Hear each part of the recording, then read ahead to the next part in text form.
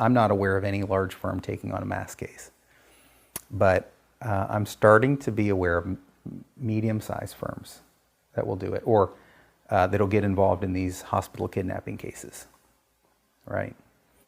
What do you mean by that, just quickly? Yeah, so a phase that we went through in, my COVID litigation history was when hospitalizations were sort of at their peak.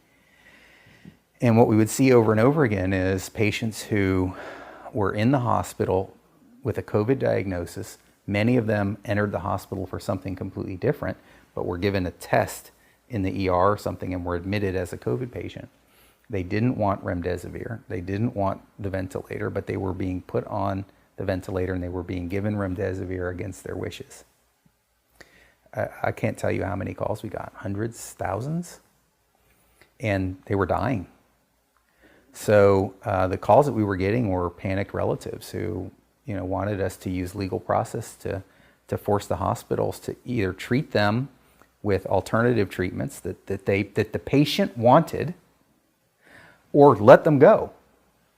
And the hospitals wouldn't do either one. In one case that I had, I took up on an emergency appeal.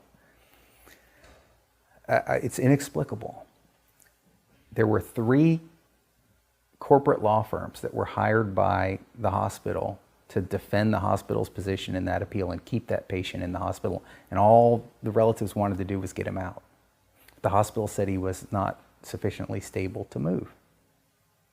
He said he's willing to, they're willing to sign whatever releases, that the hospital wants. They don't want him on that ventilator anymore. They want him in a different facility. We had a different facility who was willing to take him. We had a doctor who was willing to take over his care.